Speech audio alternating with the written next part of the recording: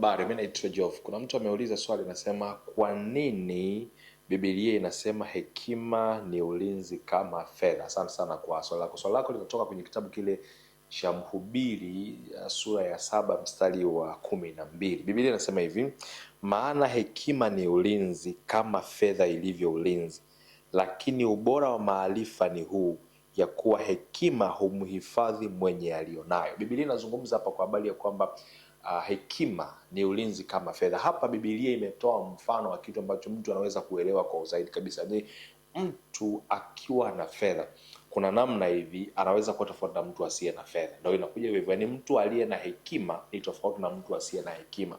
Tuchukue mfano wa kawaida kwanza. Ukiwa na fedha unaweza kuwa jasiri, unaweza kupata matibabu hata kwa gharama kubwa. Unaweza kutibiwa mahali popote, unaweza kwenda mahali popote. Ni fedha inakusaidia au inakurahisishia kufanya mambo. Hicho ndicho ambacho wanaweza kusema.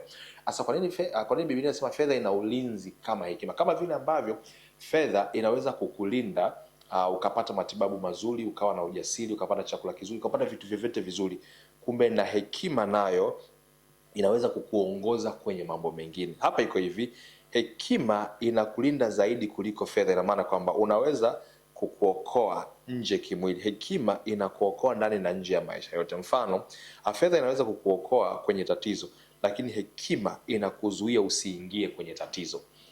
Kwa mfano, unaumwa, yani fedha inaweza kukusaidia kupata matatizo, ikakuokoa kutoka kwenye tatizo, lakini sasa hekima inakufanya usiingie kwenye nini?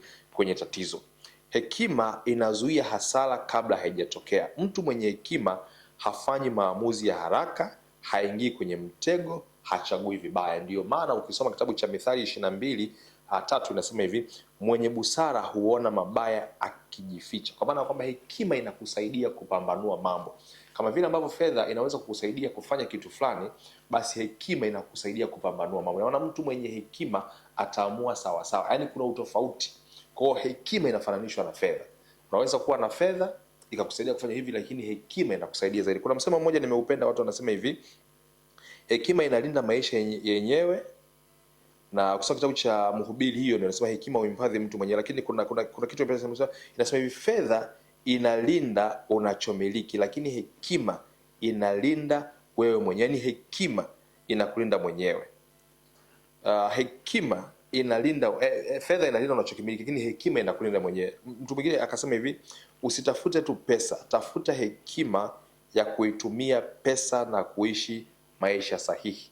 Yaani usitafute pesa tu, tafuta hekima uitumie pesa na kuishi katika maisha sahihi. Ukiwa na hekima ni zaidi ya fedha, kwa sababu hekima itakusaidia kwenye maisha yako ya kimwili pamoja na kiroho, kwenye kila kitu unachokiamua. Ukitumia hekima itakusaidia. Kwa kama vile ambavyo wewe unaona fedha ni ulinzi kwenye maisha yako, na hekima pia ni ulinzi kwenye maisha yako. Kama una chochote, karibu. Nitafurahi sana kupata maoni yako, lakini pia kama una swali usisite, karibu sana. Mungu wa mbinguni akubariki.